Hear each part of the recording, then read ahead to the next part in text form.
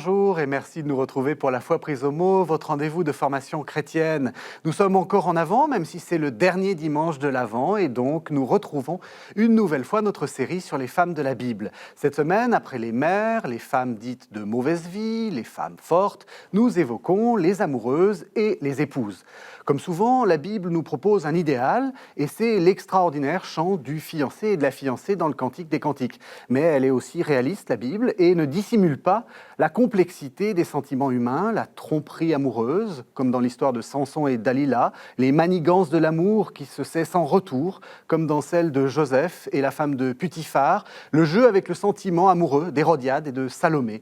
Pour en parler, deux invités, le père Pierre Dumoulin, bonjour. Bonjour. Vous êtes prêtre de Marseille et vous êtes professeur à l'Institut catholique de la Méditerranée. Oui, tout à fait. Et puis, une nouvelle fois dans notre série, nous retrouvons Sylvie de Vulpillière, bonjour. Bonjour. Bonjour. Alors, vous enseignez, encore une fois je le dis, la Bible au Centre Sèvres, les facultés jésuites de Paris.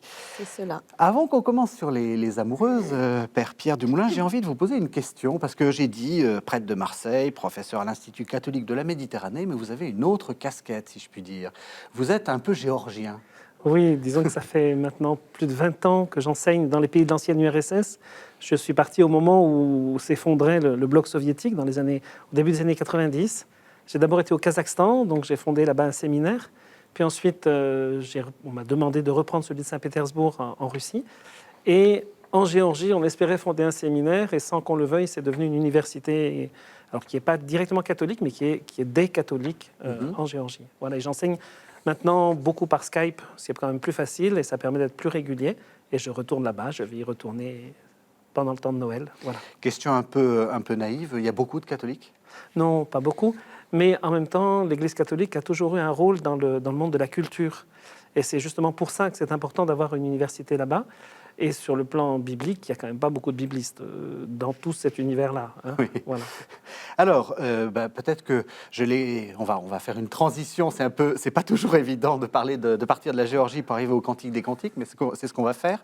Peut-être, c'est vous qui avez décidé de commencer par ça. Pourquoi parler du Cantique des Cantiques ? Si on veut parler de l'amour, et surtout d'un amour féminin, mais si on parle d'un amour féminin, il y a aussi un amour masculin, c'est toujours une réciprocité. Le Cantique des Cantiques, c'est le livre qui parle de l'amour. On ne peut pas parler de femme amoureuse sans parler de l'épouse du Cantique. Et ce qui est assez fantastique, c'est de voir que dans la Bible, on a osé mettre le Cantique des Cantiques, quoi. Si on le lit avec un tout petit peu d'objectivité, en n'essayant pas de tourner autour de l'allégorie, ce qu'on a fait quand même au fil des siècles. Aujourd'hui, on regarde le Cantique des Cantiques un peu crûment et on dit c'est de l'amour direct, c'est même de l'éros à certains moments, et on a une acceptation du corps même dans le Cantique. Et ça, c'est important, que la Bible ait accepté le corps, c'est-à-dire de pas faire une dichotomie de la personne comme si on avait uniquement des bondieuseries et puis de temps en temps on s'aperçoit qu'on a des pieds, des mains, un corps et même tout le reste, parce que dans le Cantique des Cantiques, tout le reste est suggéré, quoi.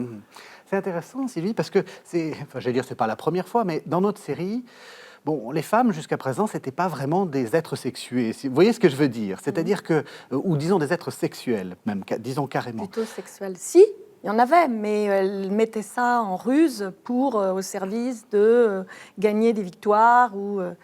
Tandis que je trouve vraiment intéressant ce que vous dites, parce que moi, je l'ai lu avec des étudiants. Et au début, tout de suite, ils parlent de l'amour de Dieu, l'amour de Dieu.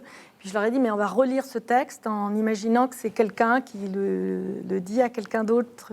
Et là, ils m'ont dit, mais c'est très choquant que ça soit dans la Bible, quand même. Et on parle de sein, on parle de corps. Et voilà, je trouve que très intéressant que vous disiez ça. Arrêtons-nous à la première lecture.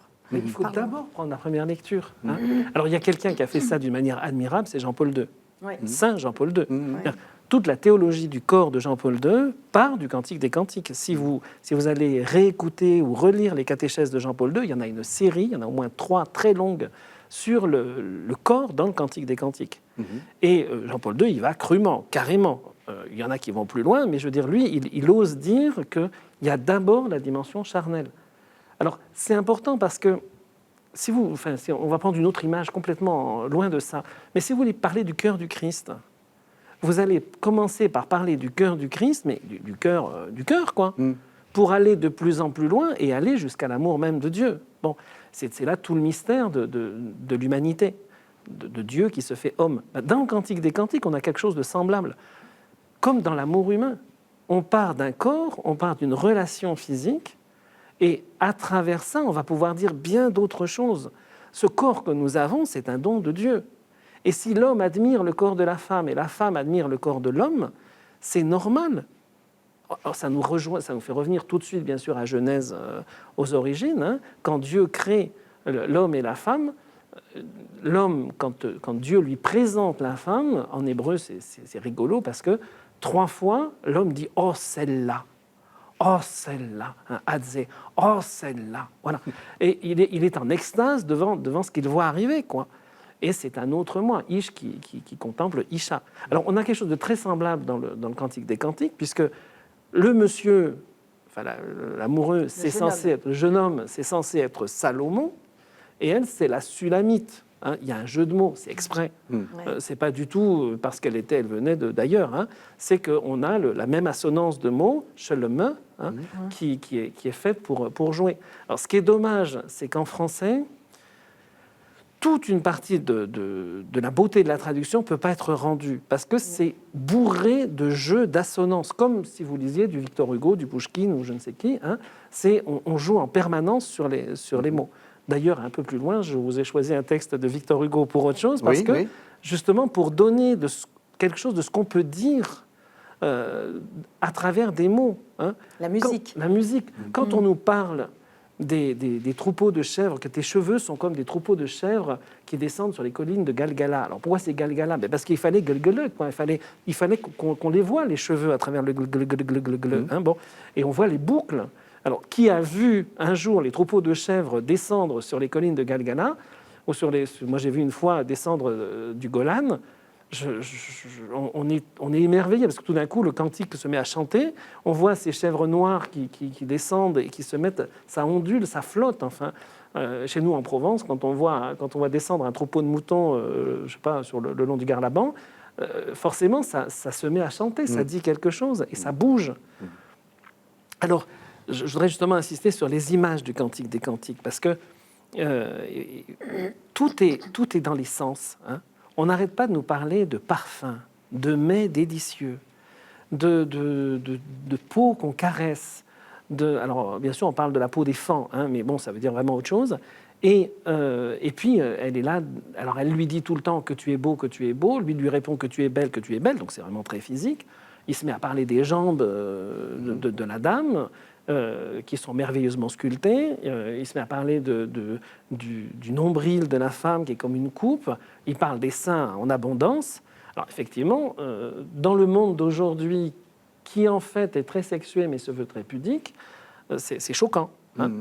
Mais en réalité, dans un couple, s'il n'y a pas ça, au moins au départ, quand on est jeune, ça fait vraiment partie de la réalité. Et la femme aime s'entendre dire qu'elle est belle et l'homme aime s'entendre dire qu'il est beau.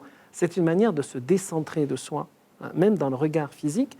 Alors bien sûr, il n'y a pas que ça, hein, surtout pas. Non, mais surtout qu'il y a la recherche physique. Il court vers elle, elle court vers lui. Il se loupe, il tape à la porte. Il y a plein de gestes qui sont merveilleux, de recherche. On le voit, quoi. Je veux dire, même vieux. Oui. Alors l'amour, l'amour, c'est vraiment une quête. Hein. Oui. Et d'ailleurs, l'intérêt de l'amour, c'est qu'on se trouve pas, quoi. Oui, c'est ça. C'est qu'on se cherche et on se trouve, puis on se loupe, puis ça recommence, voilà. Puis c'est pas fini. Et tout ce poème, c'est ça, en fait. Cette recherche, cette quête qui n'est pas finie, qui n'en finit pas, et qui est ce chemin, en fait. Ce chemin, après, on va penser à l'amour de Dieu pour son peuple ou pour nous, mais au départ, on voit bien cette jeune fille qui court, il est à la porte, on a envie de dire, mais entre. Eh ben non, toc, toc, toc, alors bon, ils se sont loupés, c'est un film, quoi. Et au moment où il serait prêt à entrer, c'est elle qui dit non. Oui. Et dans d'autres moments, c'est le contraire. Hein. Il y a une espèce de jeu de pudeur où on se refuse l'un à l'autre parce qu'en fait, on se cherche trop. Et ce qui est très beau, on a traduit dans la nouvelle tradition liturgique de la Bible, il y a un moment où on traduisait tout le temps « viens, viens, viens ». Mais c'est pas « viens », c'est très souvent, c'est le verbe beau, hein, ça veut Oui. dire plutôt va, Va. va. L'amour nous renvoie à l'autre. Hein. Donc il y a vraiment un jeu où à la fois on s'attire, il y a quelque chose de centrifuge et centripète. On s'attire et on se repousse, on se renvoie parce que c'est un amour qui n'est pas possessif. Alors, il y a quelque chose de très beau à certains endroits dans le Cantique, c'est qu'il y a une petite phrase qui est répétée 3 fois, hein, chapitre 2, chapitre 3, chapitre 7. Hein, elle dit, la bien-aimée, alors on ne sait jamais trop qui parle, hein, on a Ouais. attribué au bien-aimé ou à la bien-aimée à des chœurs qui sont là à l'extérieur. C'est une espèce d'opéra en fait. Hein. Il y a des voix qui sortent de tous les côtés Oui, parce que dans l'amour, c'est ce qui se passe. Il n'y a pas ce qu'on appelle les didascalies, c'est-à-dire qu'il n'y a pas les petits mots qui diraient ça c'est elle qui parle, c'est Non. lui qui parle, ça c'est le Alors, cœur. il faut le deviner. Et donc on le devine, on essaie de se... Puis il y a des fois, on ne le devine pas trop Oui. bien. Quoi, hein. Et donc, elle lui dit quand même, elle dit au début, « Mon bien-aimé est à moi, et moi, je suis à lui. » Bon, c'est une formule d'alliance, hein, mais en même temps qui commence par moi. Quoi. Je te possède, bon, et toi aussi, tu me possèdes. Mais c'est quand même moi d'abord. Et puis un petit peu plus loin, elle reprend, et après ça, il paie son troupeau parmi les lys. Hein. Puis après ça, elle reprend le truc, et c'est devenu « Je suis à mon bien-aimé, et mon bien-aimé est à moi. » Elle a inversé les rôles. Elle est maintenant dans un état où elle s'est donnée. Et lui répond. Et puis, elle le reprend bien plus loin au chapitre 7. Et là, elle dit « Je suis à mon bien-aimé, et vers moi tend son désir. » Il n'y a plus que le fil du désir dans la réponse. Elle perçoit le bonheur qu'elle donne à son bien-aimé, mais elle ne cherche même plus à le posséder. Elle ne le possède qu'à travers le bonheur qu'elle lui donne. Vous voyez qu'il y a une progression, non seulement dans l'amour, mais bien sûr dans la relation avec Dieu. Hein. Parce que si... Alors pourquoi est-ce qu'on a ce champ d'amour là en plein milieu Voilà. qui nous Oui, arrive c'est la Ouais, question quand que tout le même. monde se pose. Alors, parce que si on le lit en première lecture uniquement comme ça, Origène disait surtout ne mettez pas le cantique entre toutes les mains, quoi, parce que forcément, c'est-à-dire on est en train de lire un roman érotique. Mais d'abord, c'est de la poésie, c'est pas du roman, et donc ça change bien des choses parce que, encore une fois, les images qui sont employées ne sont plus tout à fait de notre temps, et en plus, c'est des images orientales. Hein. Donc, il y a quelque chose qui dépayse, d'où on ne se laisse pas trop prendre quand même. Et puis, tous les sens sont mis en éveil, mais toujours par de la métaphore. Donc, si c'est des amours qui sont enivrantes comme le vin, on comprend bien ce que ça veut dire. Mais en même temps, on parle de vin, quoi. On ne parle pas d'autre chose. Hein. Et puis, tes seins sont des grenades ou ressemblent à 2 jeunes faons.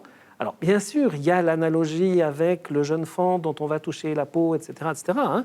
Mais en fait, à chaque fois, il y a un décalage dans l'image qui est choisie qui fait que c'est sensuel, mais c'est sensuel à un autre niveau, d'une autre manière. Voilà, c'est ça qui est merveilleux dans le cantique. Et donc, il faut se laisser porter par les images et par ce qu'elles expriment de sensualité. Alors, pourquoi c'est tombé en plein milieu de la Bible ? Bon.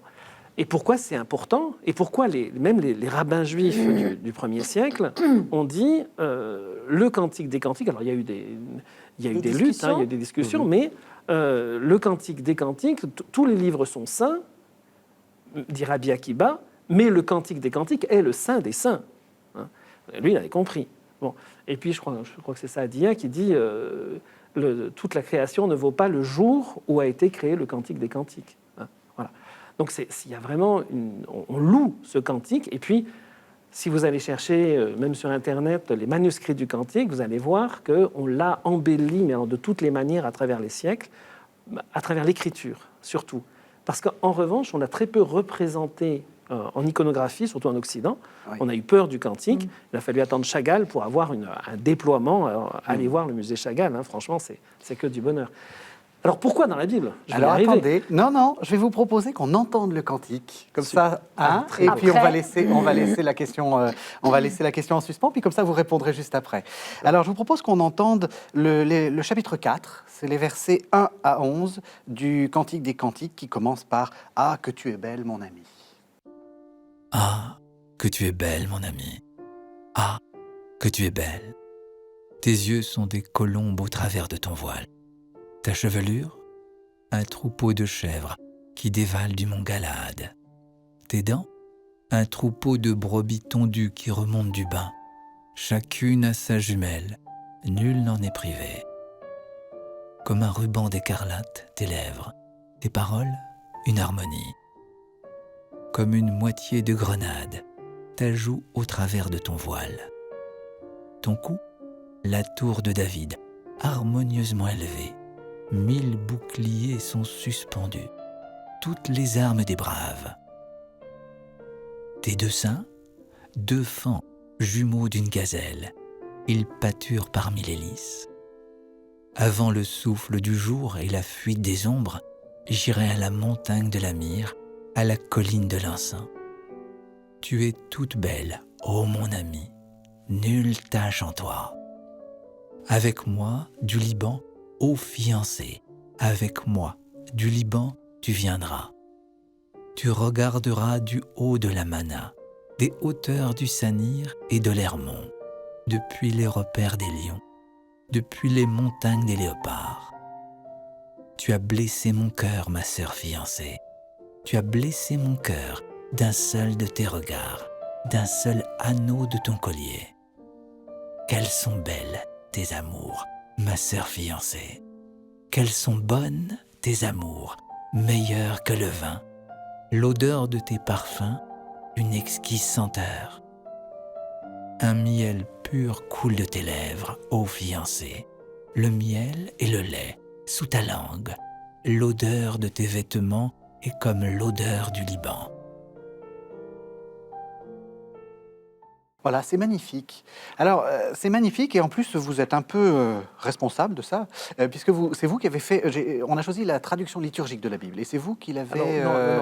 qui avez participé à la traduction liturgique de la... Il y a des tas d'équipes qui ont participé. Voilà. Il se trouve que, on peut le dire maintenant, j'étais dans l'équipe des Sapientiaux, donc de ces textes-là. Oui. Et on doit beaucoup à Jacqueline Frédéric Frié dans ce texte. C'était un travail merveilleux parce qu'on était des poètes, des biblistes, et tant qu'on n'était pas tous d'accord, on n'avançait pas.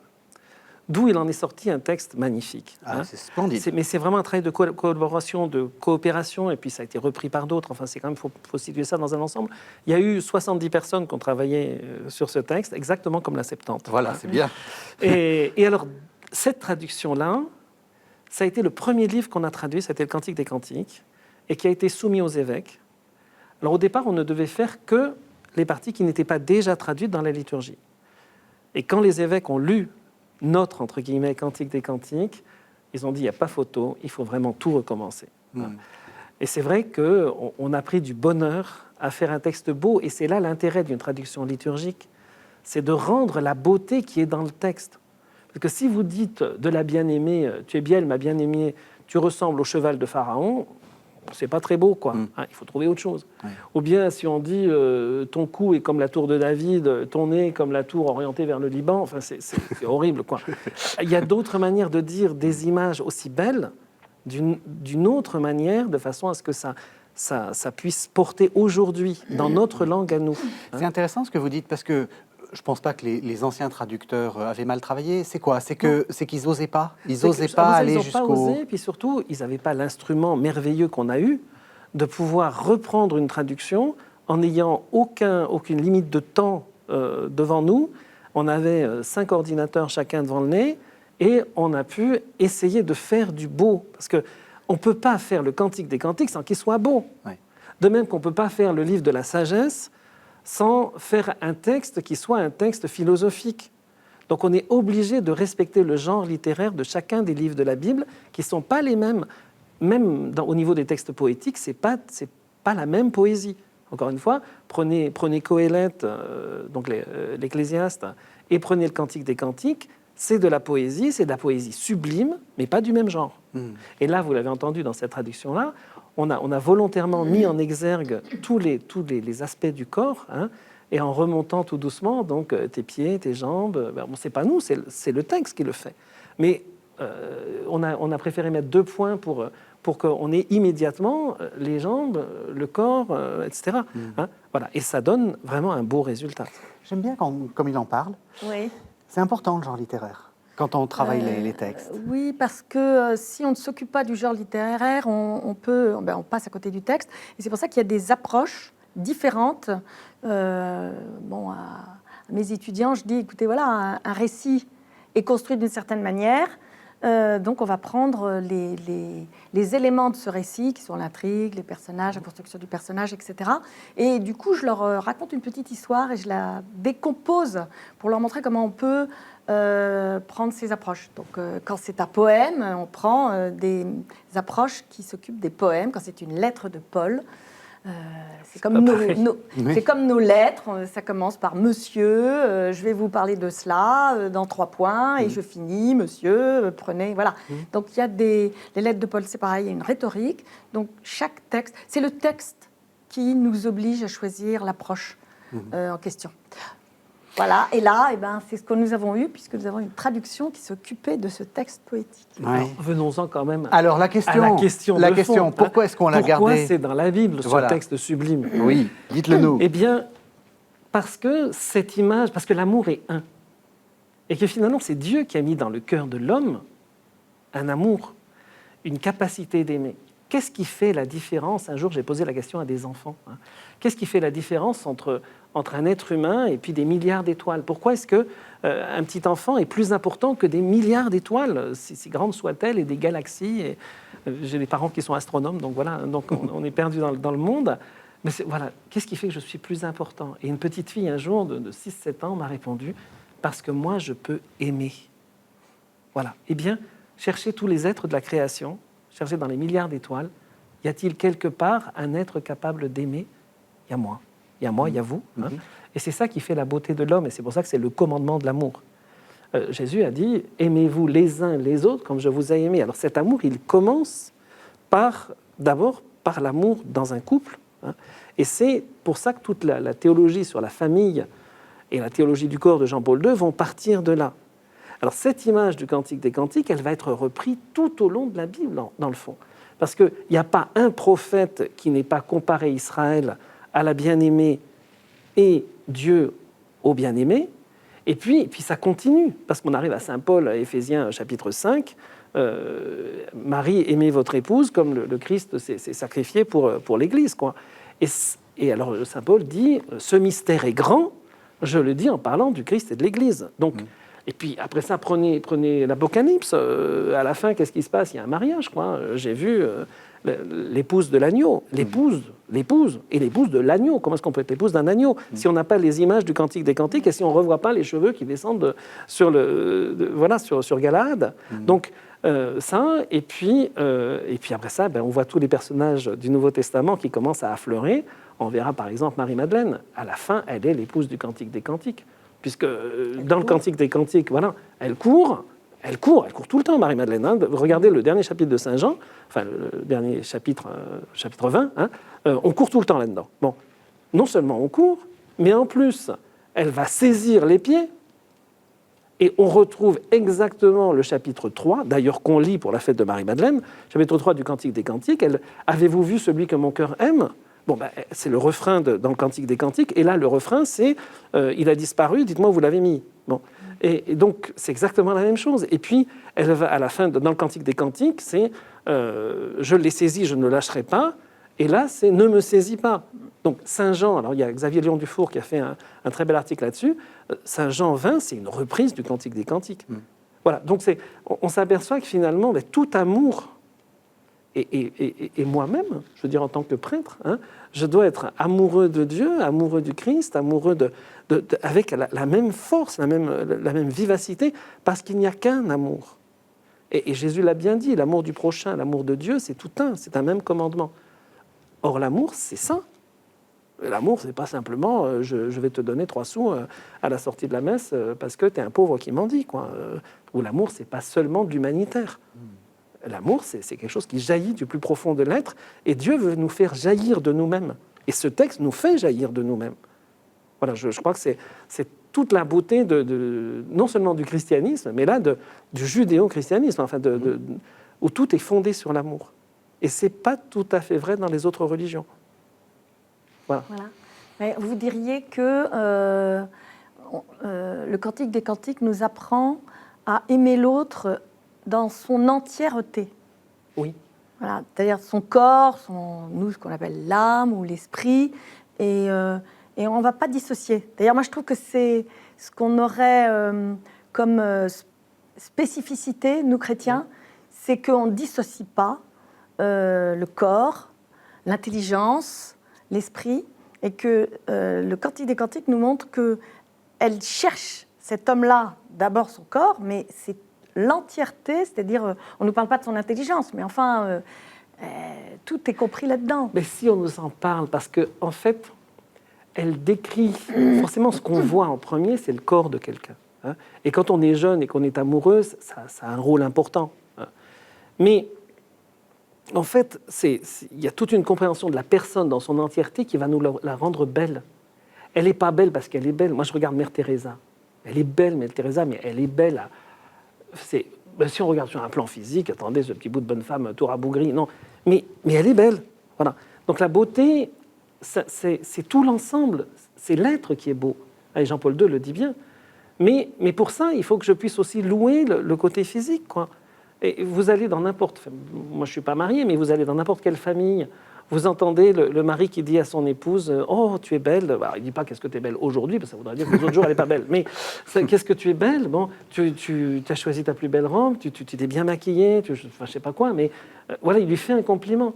Et puis, qu'est-ce que c'est bon ce que tu nous as préparé, dis donc, voilà, tu as fait une belle tarte. Enfin, on va dire des choses gentilles, on va se les dire, et on les pense d'ailleurs, hein, mais parce qu'en fait, on s'adresse à travers le corps à beaucoup plus que le corps. Et ça passe par le corps. Et donc, toutes les caresses amoureuses, etc., sont une manière d'aller vers la personne. Et c'est pour ça qu'on ne peut pas faire n'importe quoi de son corps. Oui. Eh bien oui.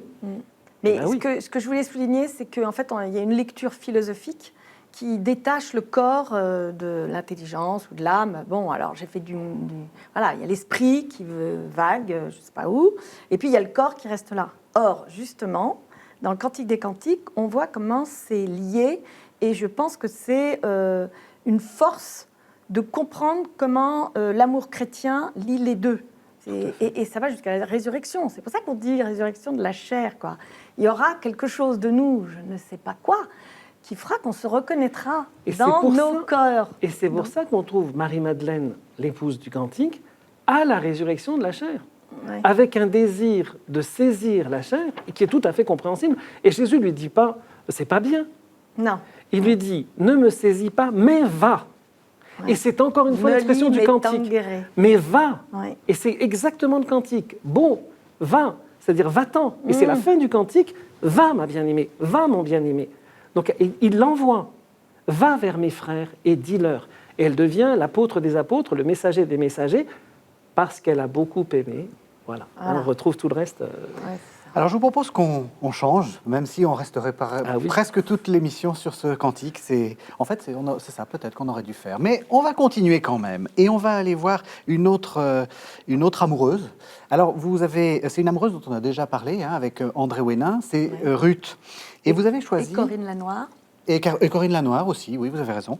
C'est donc, vous avez choisi, non pas de nous faire entendre le texte biblique, mais de nous faire entendre un poème qu'on a tous appris à l'école primaire, qui est Beaux aux endormis, c'est dans La Légende des siècles, c'est de Victor Hugo et ça date de 1859.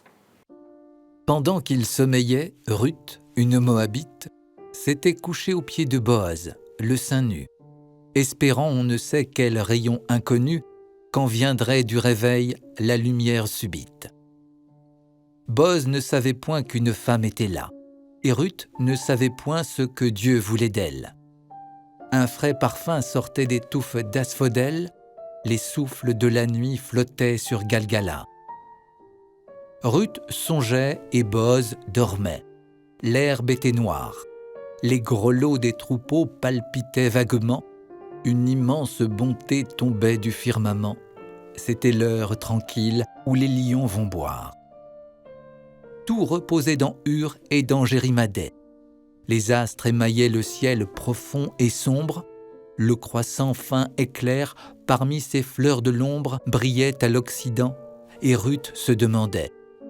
Immobile, ouvrant l'œil à moitié sous ses voiles, quel Dieu, quel moissonneur de l'éternel été avait, en s'en allant, négligemment jeté cette faucille d'or dans le champ des étoiles. Voilà. Alors pourquoi est-ce que vous avez choisi Victor Hugo et pas le texte ? D'abord parce que parce que c'est un poème magnifique. Hein. Mhm. Cette faucille d'or dans le champ des étoiles. Enfin, fallait le trouver, ça. Et à travers l'histoire de la faucille d'or dans le champ des étoiles, il y a tout le sens profond du livre de Ruth. Alors, je voudrais commencer par une chose, c'est qu'on a tout à l'heure parlé du cantique. Le cantique, c'est un des mégillotes, et Ruth aussi. Donc, C'est un peu pour ça que je les ai choisis. Alors, les mégillotes, mégillotes, qu'est-ce que c'est? Voilà. Les mégillotes, ce sont des textes petits, enfin les petits textes qui font partie des Ketubim, c'est-à-dire des autres textes. Hein. Ce n'est pas des prophètes, c'est pas des livres historiques, voilà, c'est pas la loi. Hein. Ce sont ces petits textes qu'on lit pour les fêtes juives. Le Cantique des Cantiques, le plus beau chant d'amour, le Cantiquissime, hein, parce que la répétition, c'est une manière de dire voilà, le plus beau. Hein. Ouais. Le Cantique des Cantiques, comme le Saint des Saints, on le lit pour Pâques, pour la plus grande fête. Parce que Pâques, c'est la fête de l'amour. Alors, on refait le pont avec Marie-Madeleine, la résurrection, voilà. Hein. Pâques, c'est la fête de l'amour, et c'est pour ça qu'elle est l'épouse du Cantique le jour de Pâques, quoi. Voilà. Et donc, les Juifs d'aujourd'hui, hein, le soir de Pâques, et parfois même certains, c'est tous les sabbats, hein, relisent tout le Cantique des Cantiques. Donc, c'est le texte de la liturgie de Pâques. Donc, Pâques, c'est l'amour. Et puis, 50 jours après Pâques, il y a la Pentecôte. Alors, je pense que pour nos auditeurs, la Pentecôte, c'est le don de l'Esprit Saint, forcément. Il n'empêche que pour les Juifs, la Pentecôte, elle existait déjà. Oui. Donc, et c'est le jour justement où les Juifs fêtaient la Pentecôte que l'Esprit Saint a choisi de descendre. Hein, donc, que Jésus nous a envoyé l'Esprit Saint. Or, qu'est-ce que fêtaient les Juifs? Eh bien, ils fêtaient le don de la loi. Mais pourquoi ils fêtaient ça le jour de la Pentecôte? Parce que la Pentecôte, elle existait déjà avant qu'il y ait le don de la loi le jour de la Pentecôte. À chaque fois, les fêtes ont 3 niveaux. Oui. Et au premier niveau, c'est la fête de la moisson.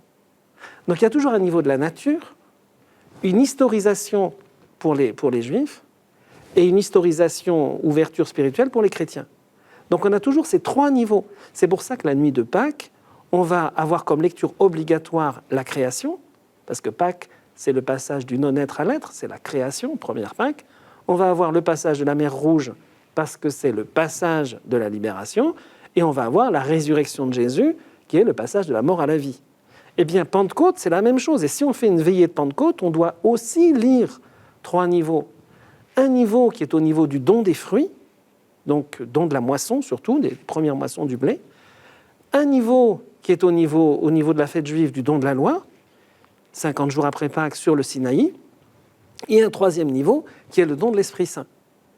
Alors c'est dans ce contexte-là qu'on va mettre Ruth, puisque Ruth, c'est le texte que les Juifs lisent le Shabbat de Pentecôte, qui est le Shabbat Shabbaton, c'est-à-dire qui est le sabbat des sabbats, puisque si c'est 50 jours après Pâques, c'est que c'est 7 fois 7, hein, 7 fois 7, 49, donc 50e, voilà.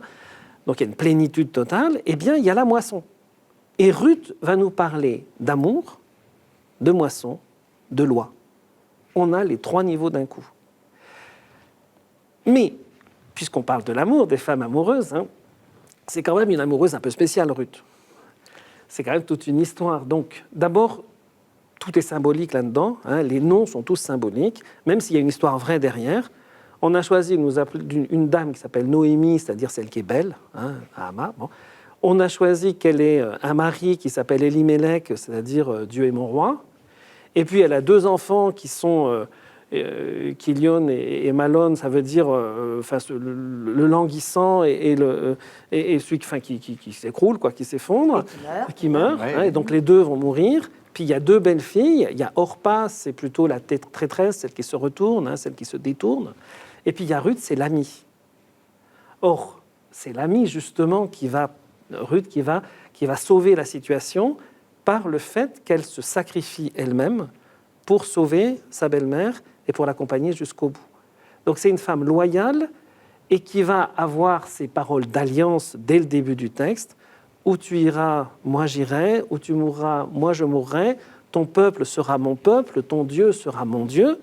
Ça, c'est vraiment le choix de l'étranger qui adhère à la foi d'Israël.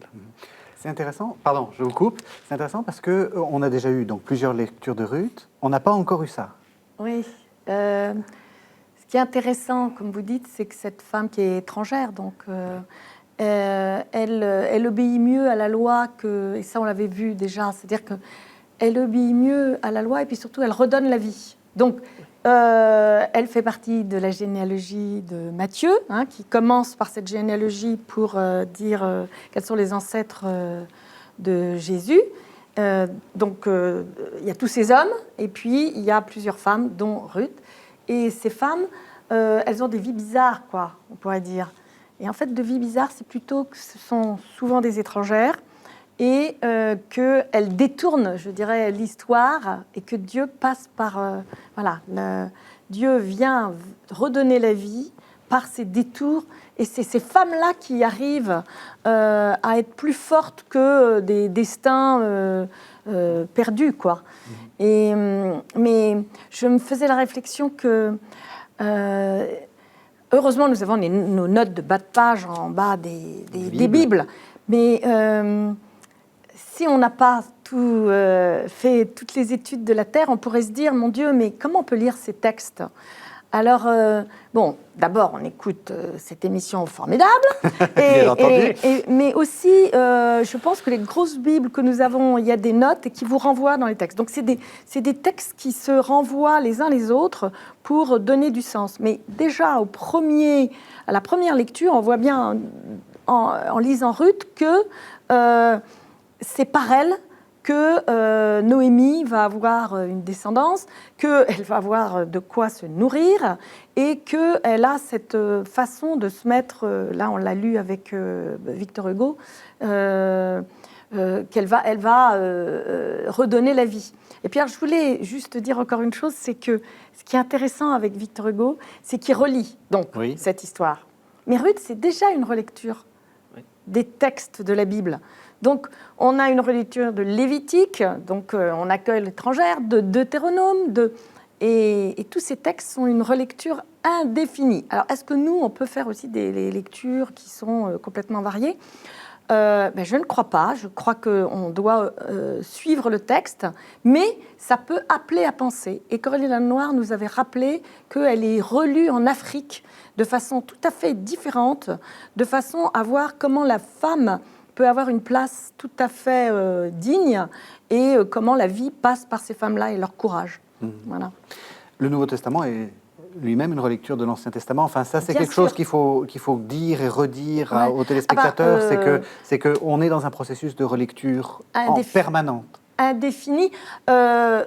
Pour que moi-même, j'écrive mon histoire, si je puis dire. Hein. Donc, le Nouveau Testament, et alors Matthieu nous renvoie avec ses citations d'accomplissement, qui sont alors vraiment comme l'écrivait, etc. Alors là, alors que les autres, ça peut être plus fin. Hein. Un auteur ne dit pas, aujourd'hui encore, quand il écrit un récit, « Ouh, je fais comme Balzac, donc j'écris la même chose que... » etc. Donc c'est fin, et moi, je me rends compte que c'est l'histoire de Balzac, mais tout à fait un peu... Marc, c'est comme ça, c'est-à-dire qu'on nous fait des allusions et nous comprenons. Matthieu, c'est clair. C'est-à-dire que cette généalogie nous renvoie à la Genèse, on a les mêmes mots, etc. Donc on est obligé de lire l'Ancien Testament et c'est une relecture pour dire Dieu vient au travers de ces hommes-là, vers ces hommes-là et vers nous. Enfin, si je peux exprimer cette relecture. Pour revenir dans les détails, cette Ruth qui est de Moab, c'est pas pour rien. Parce que si on y pense bien, et c'est ça que ça oblige à penser, et où est-ce qu'elle a été écrite, la loi ? Où est-ce que Moïse a écrit le Deutéronome ? Il était en Moab, justement. Et c'est ça qu'elle nous dit, cette femme. Pardon, elle nous donc dit... Moab, c'est au... Moab, c'est l'actuelle Jordanie.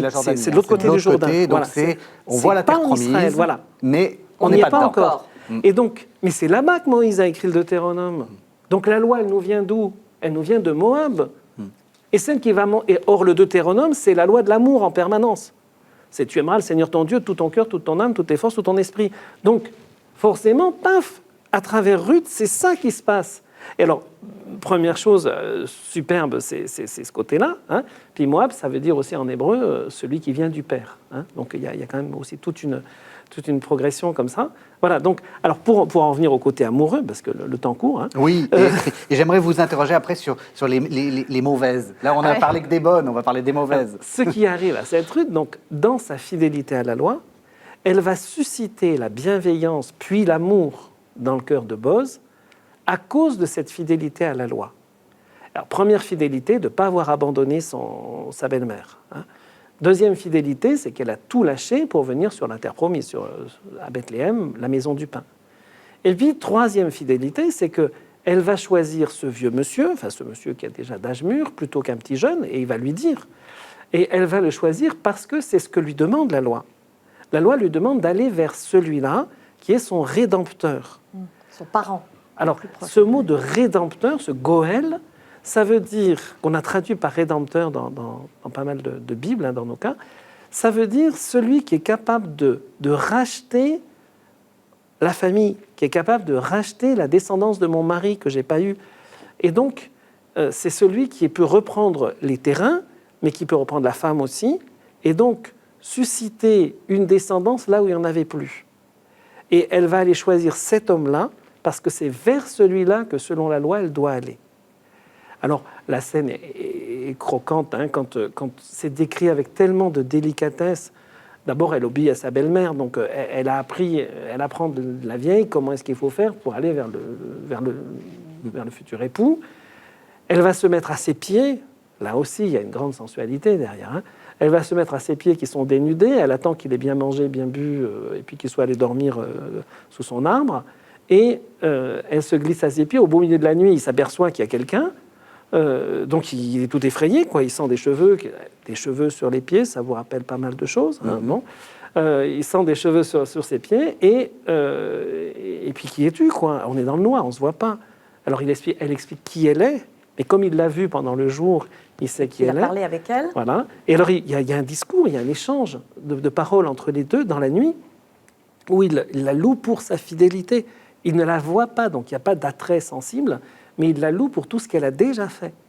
Et elle lui dit simplement « Étends sur moi le pan de ton manteau ». C'est magnifique, quoi. Elle demande cette protection, c'est toute la protection de celui qui peut me sauver, quoi. Et donc elle se fait presque implorante, mendiante. Et au matin, le texte le dit bien merveilleusement, il la fait partir avant qu'on puisse distinguer... avant qu'on voit les ombres, hein, avant qu'on voit les ombres. L'expression en hébreu est très belle. Et pour que personne ne remarque ce qui s'est passé. C'est vraiment très beau, c'est d'une délicatesse. Et là, il y a vraiment de l'amoureux, quoi. D'amoureux des deux côtés. Parce que pour qu'il y ait amoureux, il faut que ce soit des deux côtés. Alors ça me fait le pont avec la suite. Hein, oui, parce que j'ai envie quand même de vous poser. J'ai envie quand même de vous poser. Alors il nous reste plus que 8 minutes, très exactement. Donc ça va être court, mais j'ai envie de vous poser la question. Bon, il y a quelques amoureuses, mais il y a aussi pas mal de gens qui jouent avec l'amour. Ouais. Comme je disais dans mon lancement, il y a Dalila, la femme de Putiphar. On joue avec les sentiments, on manipule avec les sentiments. Oui. Qu'est-ce qu'il faut en dire aussi de ça ? Est-ce qu'il faut dire « Ah, c'est pas bien, c'est pas bien » ? Il y a des choses qui nous montrent aussi qu'il y a des côtés moches, hein, soit parce qu'on veut l'amour, et comme dit le Cantique des Cantiques, celui qui offrirait toutes les richesses de sa maison pour acheter l'amour, il ne recueillerait que du mépris. Bon, c'est pas une question de richesse, c'est pas une question de sous. Hein, on voudrait acheter la fidélité de l'autre. Et c'est ce qui arrive avec la femme de Putiphar, qui est richissime. Il y a cet esclave qui est bien vu par son mari. Et surtout qu'on nous dit tout le temps qu'il est très beau, qu'il est aimé de Dieu, que voilà. Alors, moi, je trouve qu'il y a quand on est aimé de Dieu, quand on est beau, et surtout les femmes, là c'est Joseph, mais il leur arrive des bricoles. Hein. C'est pas bon signe d'être aimé de Dieu. Oui, non, vous avez raison. Et beau surtout, Tamar, etc. Donc David. attention quand on est très beau, ben voilà, on peut avoir des jalousies. Et là, et convoitise, comme diraient nos exégètes. Et c'est ce qui va se passer. Hein. Et du coup, le pauvre Joseph, mais grâce à sa fidélité, il va devenir celui qui va sauver son peuple. Hein. Mais elle l'a quand même envoyé. Elle l'a quand même envoyé en prison parce que après ça, l'amour qui est déçu veut détruire. Hein, l'amour qui est déçu veut casser, veut essayer de voilà. Et c'est terrible la déception amoureuse. C'est pas seulement entre hommes et femmes d'ailleurs. Oui, mais alors justement, le problème c'est que c'est souvent des femmes, et ça a quand même aussi eu un effet néfaste pour l'image de la femme tout au long des siècles où on a lu la Bible, parce qu'on a l'impression que les hommes ne manipulent pas les sentiments, alors que les femmes sont capables justement de se montrer, c'est le cas de Samson et Dalila, c'est la traîtresse qui joue avec le sentiment, il ne faut pas oublier que Dalila, elle est philistine. Oui. et que c'est une ennemie. Donc on peut dire que c'est une espionne, qu'elle est menteuse, qu'elle est traîtresse, mais enfin... C'est ce gros bêta de Samson qui aurait mieux fait de pas surtout tomber que c'est amoureux pas la de... seule, hein, et Ouais. il se fait avoir par pas mal de femmes. Hein. Ouais. Donc moi je défends quand même Dalila. Non, parce mais que- oui, non, mais justement, c'est ça ma question. Dalila, c'est la Mata Hari de Voilà. son époque, c'est Oui. les filles de James Bond Oui. dans 007. Voilà, Oui, je veux dire, c'est tout à fait ça. C'est un peu ça, hein, Oui, oui, tout à fait. puisque le Bon, grand alors, ennemi- sympathique, pas sympathique, c'est pas forcément le mot, mais elle est un peu dans son job. Oui. Hein, Bon, alors, une autre, Salomé. Ah, mais c'est il y a, c'est- Non, alors c'est Hérodiade. La Voilà. Salomé, c'est la pauvre... Oh, bon, elle danse, Voilà. mais c'est une figure, je pense, c'est l'Esther négative. Oui, Voilà. tout à fait. C'est C'est-à-dire la mauvaise reine. c'est la mauvaise reine qui, au lieu de prendre son charme pour sauver, voilà, elle coupe la tête de Jean-Baptiste. Et puis c'est l'image aussi de Jézabel. Hein, c'est la vilaine reine, donc il faut quelqu'un de négatif. Bon, allez hop. Voilà. Moi, je trouve cette petite fille, elle est manipulée par sa mère. C'est horrible. Oui. Moi qui suis mère de famille, je réprimande. Oui. Voilà. Et quant à Hérodiade, ben voilà, c'est la figure négative qui manipule sa fille et qui fait couper la tête de Jean-Baptiste. Elle est nécessaire pour l'histoire, je dirais. Ouais. Et du coup, qu'est-ce qu'on fait? Vous nous avez tellement célébré l'amour. Comment vous voyez dans l'architecture globale de la Bible la présence de ces femmes-là? L'amour, c'est à la vie ou à la mort. Hein. Le Cantique des Cantiques le dit aussi à la fin. Hein, fort comme la mort est l'amour. Hein, Oui. donc, et donc, l'amour va susciter soit la vie, soit s'il est dénaturé, s'il est pris par l'ego, quoi, hein, il peut très bien engendrer la mort. Hein.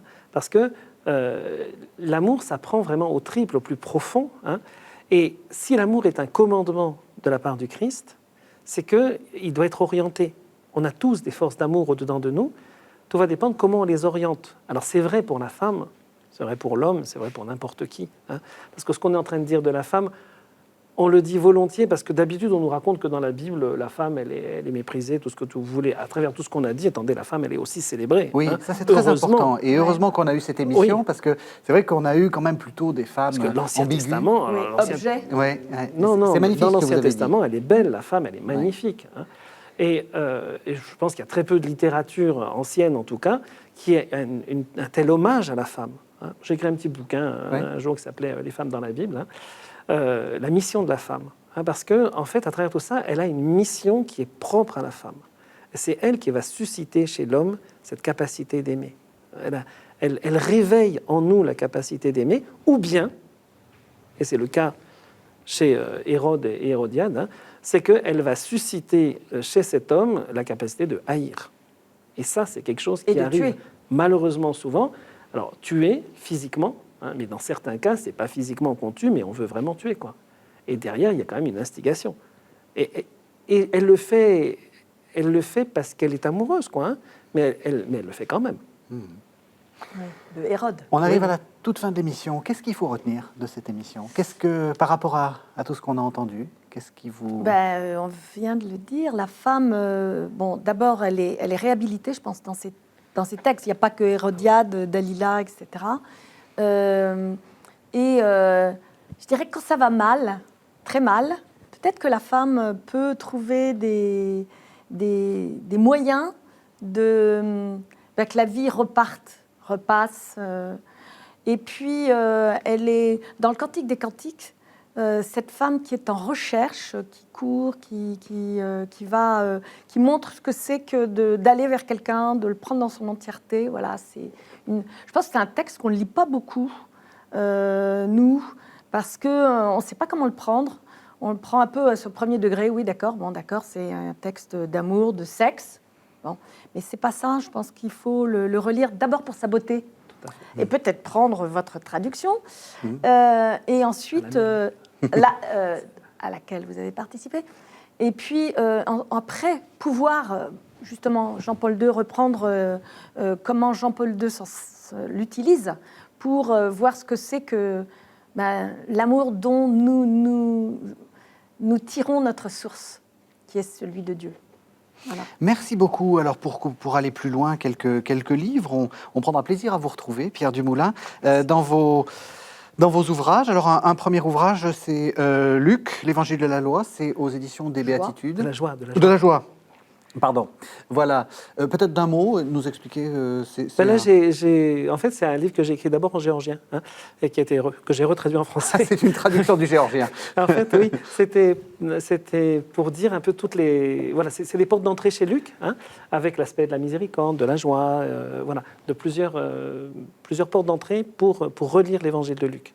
Alors, lire l'Évangile de Jean avec Thérèse de Lisieux, toujours aux éditions des Béatitudes. Oui. Alors là, par contre, c'est un commentaire de Saint Jean, et je sais qu'il sert pas mal pour des groupes bibliques qui veulent étudier Saint Jean, parce qu'à la fin, j'ai mis à chaque fois des textes de Thérèse de Lisieux, parce que Thérèse a commenté pratiquement tout l'Évangile de Jean. C'est incroyable, c'est un des plus grands exégètes des temps modernes, Thérèse de l'Enfant Jésus.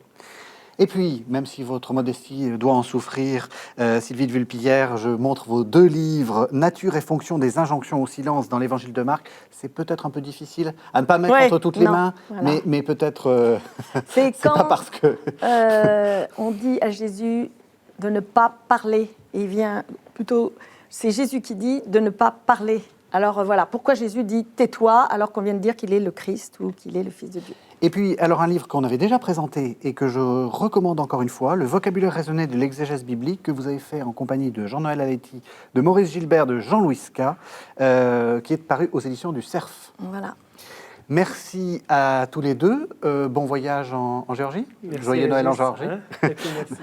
Sophie, c'est un bonheur de se rencontrer. C'était un bonheur cette émission. Merci de nous avoir suivis. Vous pouvez retrouver cette émission et même la revoir autant de fois que vous voulez sur le site de la chaîne www.ktotv.com. Merci beaucoup et à la semaine prochaine.